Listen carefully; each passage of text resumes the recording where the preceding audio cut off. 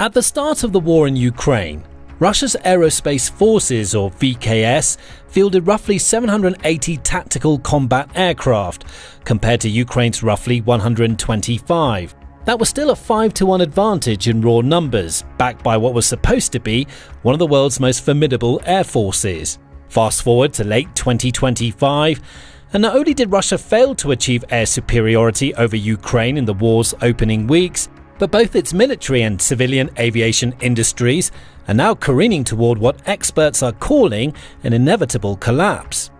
And according to recent analyses, that collapse could become undeniable as early as 2026. This isn't hyperbole or wishful thinking. Multiple independent assessments from military think tanks, intelligence agencies, and industry analysts point to the same alarming conclusion.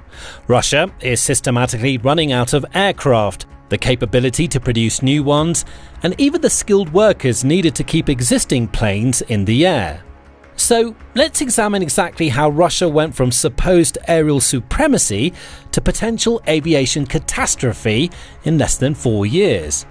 In November 2025, the Royal United Services Institute published a comprehensive analysis that sent shockwaves through defense circles, titled "Vulnerabilities in Sukhoi Production, Clipping Russia's Wings." The report laid bare just how fragile Russia's military aircraft manufacturing has become. Starting with the pure numbers, Russia produced just 9 Su-34 fighter bombers in 2022, then 13 in 2023, and had a target of only 17 for 2025. With regard to the Su-35S air superiority fighters, Russia ordered 12 aircraft in 2024, but managed to deliver only 10. The 2025 target is 16 Su-35s, but deliveries have been unevenly distributed, suggesting significant delays. Putting that in perspective, open source intelligence Oryx has confirmed the destruction of 41 Su-34Ms and up to 8 Su-35s visually until October 2025. RAND Corporation's 2024 assessment found that Russia was effectively losing 26 aircraft per year from overuse alone. Meanwhile, Russia currently procures only about 20 Su-30, Su-34 and Su-35 aircraft total per year combined. So the country's barely replacing what it's losing, let alone expanding its fleet. But the real crisis is in what's causing the lower production numbers. The RUSI report reveals that Russia's aircraft manufacturing depends heavily on foreign components, machine tools, and specialized equipment scattered across a complex supply chain. In general, Sukhoi production depends on imports from Germany, France, Japan, Taiwan, Italy, Sweden, South Korea, and the United States. Take the example of the Karachevsky Zavod Electro Detail, or KZE, which is a critical node in Russia's supply chain that produces precision parts and components for the electronics industry. A single Karachev-based plant delivers its high-accuracy components to over half of Russia's major military industrial manufacturers, including aviation, air defense, and missile manufacturers such as Almaz Antey and OAC itself. The factory floor is filled with exquisite Japanese-made SODIC electrical discharge machining tools. But Japan banned the export of all CNC machines to Russia in April 2023. And expanded these restrictions in February 2024. The SODIC machines at KZE guarantee accuracy for only 10 years, and they received the equipment in 2017. That means within the next couple of years, these critical machines will need replacement parts or complete replacement, which Russia can no longer legally obtain. Then there's the brain drain. The median age of military manufacturing employees in Russia was 45 years in 2021, with only 16% under 29. Take Professor Yuri Yukhanov of South Federal University, who's a leading scholar in antenna and radio transmitting devices at 73 years old, and works closely with OAC and Sukhoi's R&D arm. His son, Alexander, completed his PhD in radio engineering and software at the same university, and then promptly emigrated to the United States in 2007, where he now works as a principal software engineer at Meta. This pattern repeats across Russia's aerospace sector. The bulk of the talent is the old Soviet Guard, who studied at top universities and leveraged the country's booming industry to gain long-term employment. But young, talented engineers see the writing on the wall.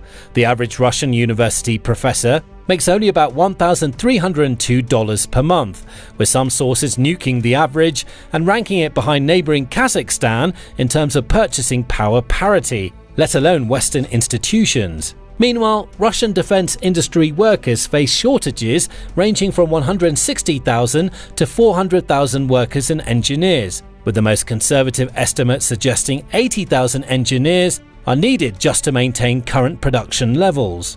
Perhaps most damning, the RUSI report notes that Russia has struggled with import substitution in the aviation sector. Despite government initiatives to replace Western components with domestic alternatives, the results have been mixed at best. In many critical areas, Russia's dependence on foreign-made systems is actually increasing rather than declining. While Russia's military aviation struggles, its civilian aircraft industry faces an even more spectacular implosion. In 2022, shortly after launching its invasion, the Russian government boldly proclaimed it would procure more than 1,000 new civil aircraft for airlines by 2030. The plan included producing 14 aircraft by the end of 2022, 25 in 2023, and 69 in 2024. But over the 3 years of war, Russian factories have produced only 5 civilian aircraft. Not 5 per year, 5 total. By 2025, Russia had delivered just 1 commercial aircraft out of 15 planned. Production targets were slashed from 171 aircraft for 2024-2025 to merely 21 units, and even those revised targets are being cut again due to financing challenges. The situation became so dire that in 2025, the government reduced spending on aircraft production due to ongoing delays and manufacturing challenges. The reason for this is quite simple, as sanctions have essentially strangled the industry. Russia's civilian fleet consists of over 700 aircraft, predominantly Airbus and Boeing models. With Western sanctions blocking access to foreign-made aircraft and spare parts since 2022, Russian airlines now depend on complex, indirect grey market import routes to source critical components. The consequences are already visible in the skies, or rather, increasingly on the ground.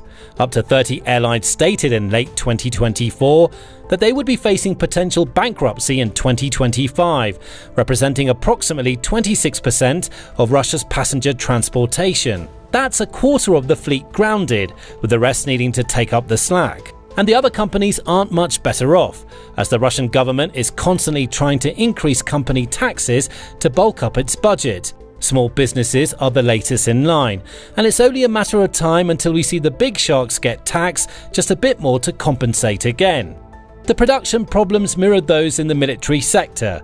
Even when Russia attempts to build domestically produced aircraft like the Superjet 100, they rely heavily on Western components, most notably the Franco-Russian power jet SAM-146 engines and key avionics modules. Experts now warn that without access to new Western parts, the Superjet fleet is still facing mounting reliability issues. However, Russia has recently extended the service life of the SAM-146 engines, allowing the aircraft to remain in service until roughly 2028-2029, while Moscow evaluates a possible re-engineing with the PD-8. First, both sectors are subsidiaries of the same government-controlled corporation. The United Aircraft Corporation, or OAC, oversees production of everything from Su-35 fighters to two Tu-140 airliners, from Il-76 military transports to MC-21 commercial jets. When OAC announced it wanted to boost Sukhoi fighter jet production by 30%, it simultaneously announced plans to fire 1,500 management staff. So it was essentially transferring management and budgets from one bucket to another. Second, they cannibalize each other for parts and supply chains, both inside Russia and internationally. The spare parts, maintenance facilities, and technologies that go into planes aren't neatly divided between military and civilian. Russian industry has been caught using parts intended for civilian aircraft to keep military jets flying and vice versa. The machine tools at KZE that we mentioned earlier, they produce components for both military avionics and civilian flight systems. When those tools break down or need replacement, the shortage cascades through both. Third, when factories shut down or lack resources, other facilities must be retrofitted to produce both civilian and military aircraft parts simultaneously. This puts enormous strain on already limited resources. A metallurgy plant can't easily switch between producing titanium alloys for Su-35 airframes and commercial airliner components, but increasingly that's exactly what Russia is demanding. And when the Russian government demands a contract, it either gets the contract or the management faces criminal charges and jail time for failing to meet it. But there's also another theory.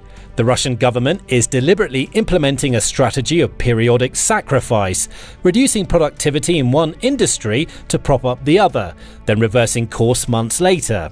The logic is simple. Russia needs civilian aviation to maintain internal connectivity across its vast territory and to project an image of normalcy to its population. It also needs military aviation to continue the war in Ukraine and maintain its strategic deterrent.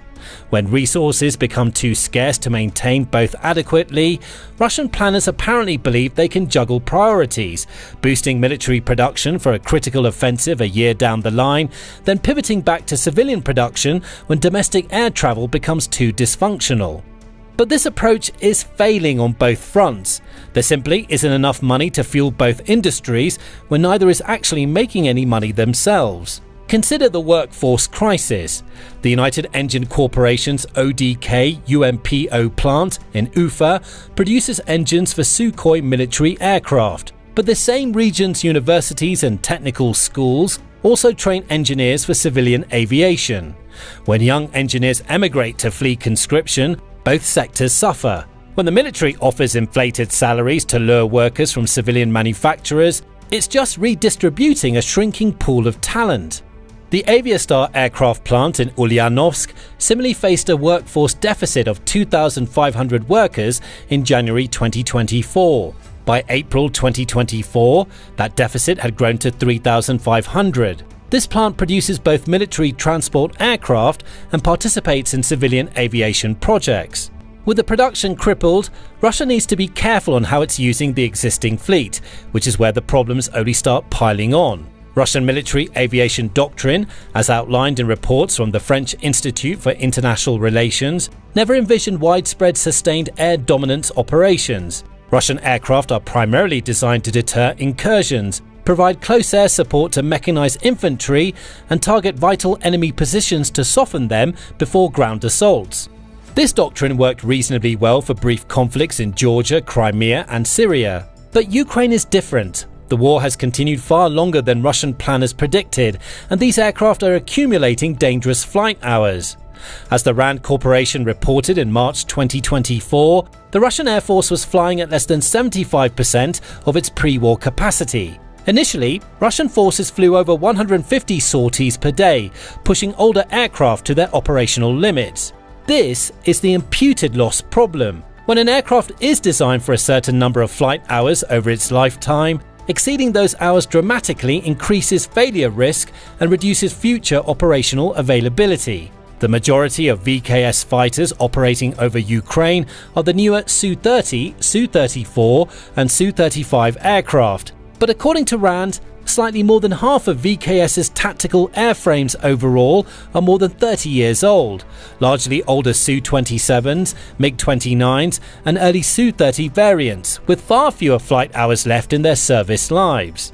The older MiG-31s and Su-27s have been relegated to supporting strikes and performing only air patrol at a distance. With an estimated average remaining airframe life of less than 20% and 35% respectively, these older aircraft simply don't have enough hours left for sustained combat operations. Russia's air-to-air MiG-29s are totally absent from the conflict, even from air patrol missions. Given their age, these aircraft are either unserviceable or are being kept in reserve for some hypothetical final mission. Either way, they're effectively useless. Russia's response to this crisis has been to radically transform how it uses aircraft.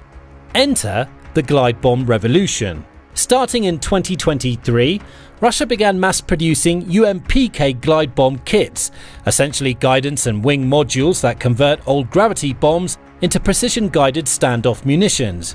These bombs, ranging from Fab 500 to the massive Fab 3000, can glide up to 40 miles after being released, allowing Russian aircraft to attack from well behind their own air defense umbrella.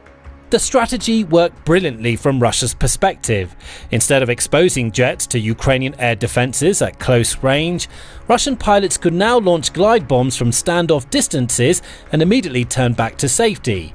This dramatically reduced aircraft losses while maintaining or even increasing their destructive firepower against Ukrainian positions. Russia dropped over 5,000 glide bombs in April 2025, 3,786 in July, and 4,390 in August. Production of UMPK kits rose from several thousand in 2023 to 40,000 in 2024, with a target of 70,000 for 2025. But here's the critical point. While glide bombs reduce exposure to air defenses, they don't reduce flight hours. Every sortie still requires takeoff, transit to the launch zone, weapons release, and return to base. The aircraft still accumulate some wear and tear. Russia has essentially created a tactical adaptation that masks but doesn't solve the strategic problem of airframe exhaustion. It's flying marginally safer missions, but still running out of planes. Ukraine has also identified a potentially decisive vulnerability in Russia's aviation-dependent strategy: the glide bomb production infrastructure. While Russian jets can deliver these weapons from relative safety, the UMPK guidance kits themselves require specialized manufacturing. The Kometa series of jam-resistant GNSS navigation modules, produced by VN-IIR Progress with plants in Cheboksary and Moscow, are critical components installed in both the Shahed drones flying daily toward Ukraine and the glide bombs decimating Ukrainian defensive positions. Moscow-based GNPP region manufactures most of the glide bombs used by Sukhoi jets. These facilities depend on the precision components from companies like KZE that we discussed earlier. The supply chain, while distributed, has identifiable choke points. Ukraine has demonstrated increasing capability to strike deep into Russian territory. Operation Spiderweb in June 2025 reportedly damaged or destroyed 41 military aircraft at the Kazan aviation plant in a series of daring drone attacks. These long-range strikes have evolved from experimental nuisance raids to systematic targeting of Russia's military-industrial complex. If Ukraine can sustain strikes against glide bomb production facilities, the effects would cascade throughout Russia's air campaign. With Russia dropping over 5,000 glide bombs monthly, even a 30 to 40% reduction in production would significantly degrade Russian offensive capabilities in critical sectors like Pokrovsk, which sees up to 450 glide bombs per week. But there's a dilemma for Ukraine. Every drone aimed at glide bomb factories is a drone not aimed at oil refineries. Ukraine's campaign against Russian oil infrastructure has disabled 20% of Russian refining capacity, reduced output, forced a VAT hike, and driven Moscow to rapidly redistribute social programs toward military-industrial complexes. Russian economist Vladislav Inozemtsev described oil strikes as the most efficient thing Ukraine can do to hurt Russia's war machine. But glide bombs are killing Ukrainian soldiers right now. They're flattening defensive positions that took months to construct. They're forcing Ukrainian units into open fields where they become easier targets. As analysts Nikolai Staikov and Jack Watling wrote in their RUSI report, because of the number of precision subcomponents necessary to assemble fighter aircraft, even minor delays and disruption to production have a significant knock-on impact in suppressing the acceleration of aircraft production. This principle applies equally to glide bomb production. A few successful strikes on the right factories could create bottlenecks that take months to resolve. These are months during which Ukrainian defenses could stabilize, counterattack, and reshape the battlefield dynamic. The trade-off is clear but agonizing. Striking glide bomb production might save lives and positions in 2025 and 2026, but continuing to strike oil refineries might collapse Russia's economy and force an end to the war by 2027. Every strategic decision requires choosing between short-term tactical relief and long-term strategic victory. But Ukraine is far from the only external force that can push Russia's air force to the brink of collapse. For decades, Russia was a significant force in global arms exports, particularly in combat aircraft aimed at the former Soviet states and the Third World. Russian jets offered a compelling value proposition, reasonably capable platforms at a fraction of Western prices, with relatively simple maintenance requirements. Countries from India to Algeria, from Egypt to Vietnam, built their air forces around Russian designs. But China has emerged as the decisive threat to Russia's aerospace export dominance. The People's Liberation Army Air Force once depended on Russian aircraft. In the 1990s and early 2000s, China procured multiple batches of Su-30M KK fighters. They struggled to develop their own jet engines and were eager customers for Russian technology. Today, China produces the J-20 stealth fighter, a fifth-generation aircraft that is significantly more capable than Russia's Su-57. China's aerospace industry has not only caught up to Russia in many areas, it's surpassed it. Export-wise, China now offers what Russia once did: capable aircraft at competitive prices. It's sending out fourth-generation aircraft to foreign customers, with the J-10 already exported to Pakistan and several other countries, such as Egypt, Iran and Indonesia, reportedly evaluating Chinese fighters as potential future purchases. The fifth-generation J-20 and its successor, the J-35, are also approaching serial production, with the J-35 being particularly notable as a potential Western analogue and a clear step beyond Russia's aging designs. The war in Ukraine has also accelerated this shift by exposing the weaknesses of Russian equipment in real combat conditions. Countries watching Ukrainian drones systematically destroy Russian tanks and shoot down Russian aircraft are drawing obvious conclusions about the vulnerability of Russian military hardware.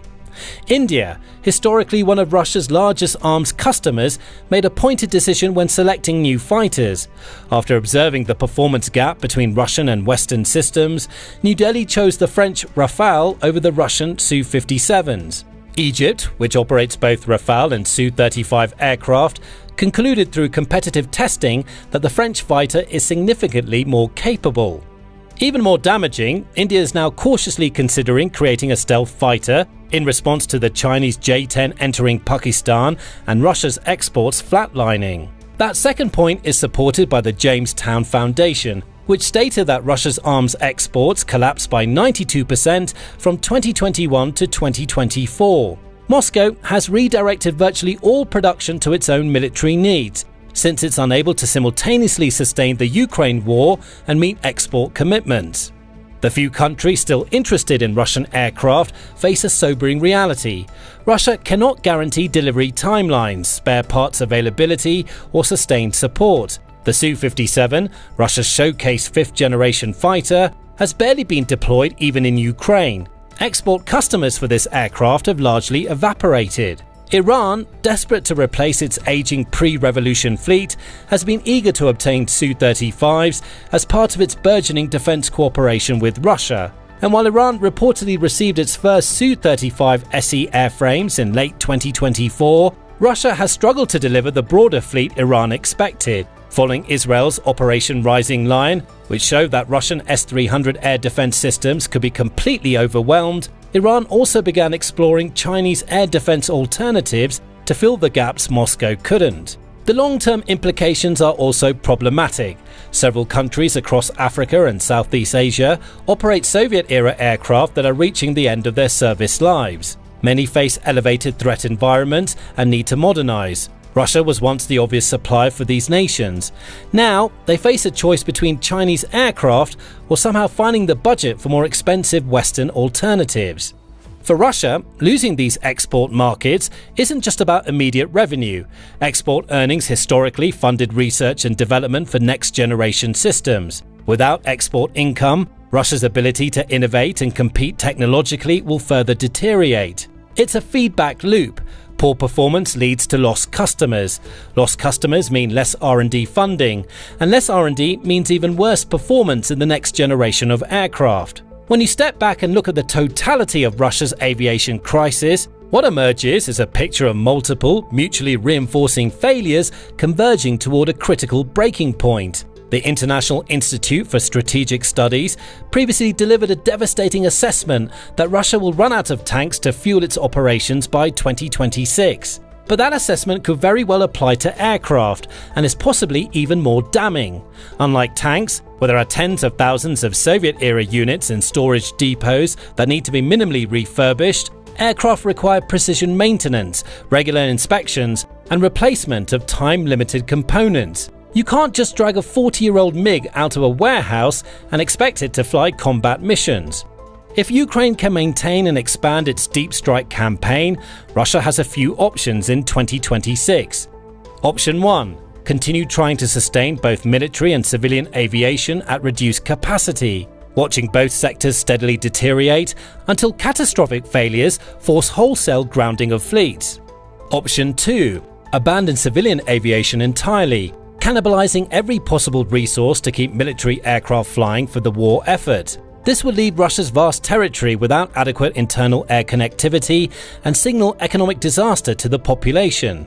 Option 3. Abandon military aviation expansion, focus on preserving a minimal deterrent force, and try to rebuild civilian aviation before the entire industry implodes. This would essentially concede the ability to continue offensive operations in Ukraine. All of these are variations of strategic defeat.